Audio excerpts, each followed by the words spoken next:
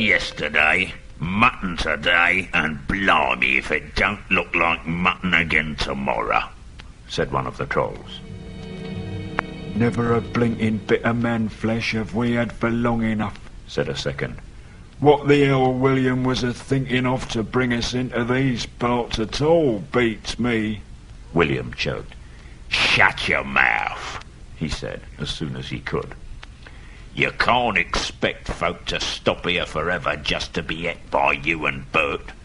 You've had a village and a half between you since we came down from the mountains. How much more do you want? After hearing all this, Bilbo thought he must do something at once.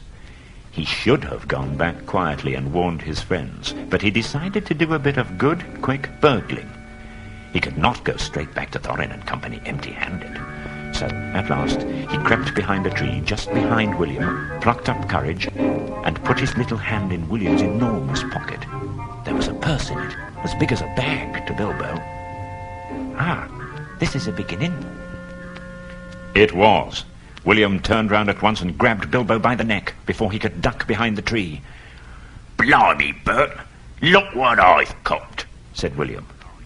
What is it? Said the others coming up. Lummy if I knows. What are ya?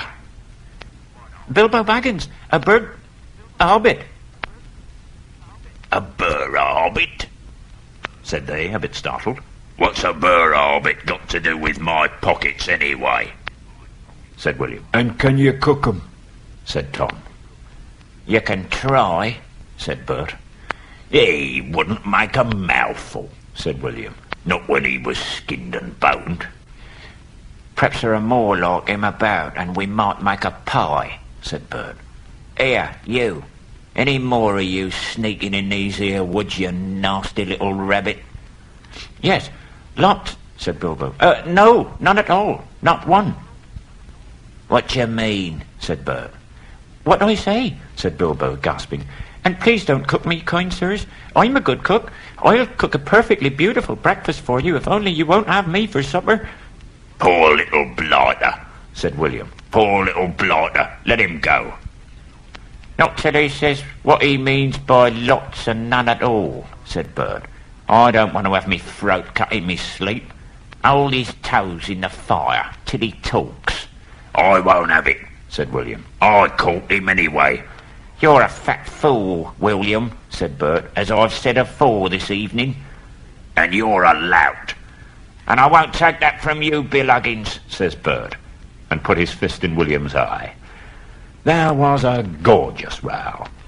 Bilbo had just enough wits left when Bert dropped him on the ground to scramble out of the way. Soon the trolls were locked in one another's arms and rolling nearly into the fire, kicking and thumping. Right in the middle of the fight, up came Balin. The dwarves had heard noises from a distance, and after waiting for some time for Bilbo to come back, or to hoot like an owl, they started off one by one to creep towards the light as quietly as they could. No sooner did Tom see Balin come into the light than he gave an awful howl. Bert and Bill stopped fighting immediately. Before Balin knew what was happening, a sack was over his head, and he was down. There's more to come yet, said Tom, or I'm mighty mistook. Lots and none at all it is, he said. No barrow hobbits, but lots of these here dwarves. Let's get out of the light. And they did. With sacks in their hands, they waited in the shadows. As each dwarf came up, pop, a nasty, smelly sack went over his head. Soon Dwalin lay by Balin, then Feely and Keely together, then all of them piled in a great heap, uncomfortably near the fire.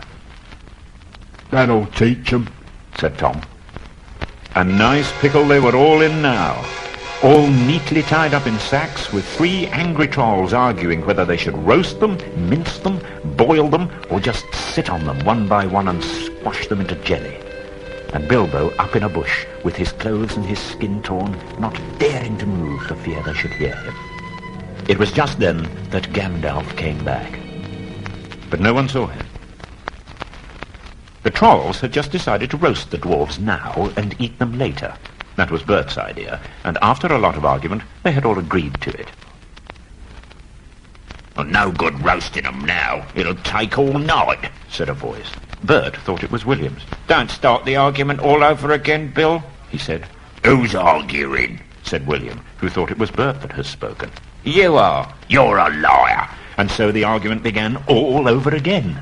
"No good boiling 'em. We ain't got no water, and it's a long way to the well and all," said a voice. Bert and William thought it was Tom's. Shut up, They said. "Shut up yourself." Said Tom, who thought it was William's voice. You're a booby. "Booby yourself."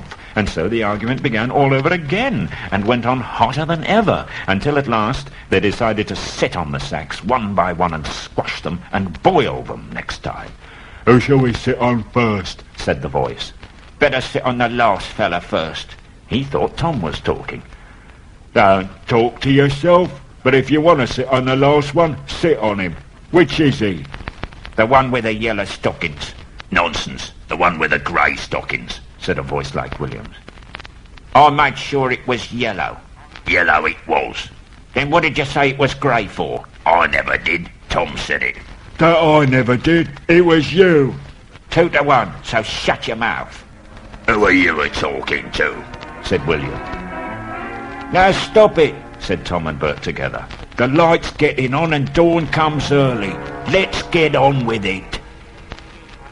Dawn take you all and be stoned to you, said a voice that sounded like William's, but it wasn't. But just at that moment the light came over the hill, and William never spoke again, for he stood turned to stone as he stooped, and Bert and Tom were stuck like rocks as they looked at him. And there they stand to this day, for trolls must be underground before dawn, or they go back to the stuff of the mountains they are made of, and never move again.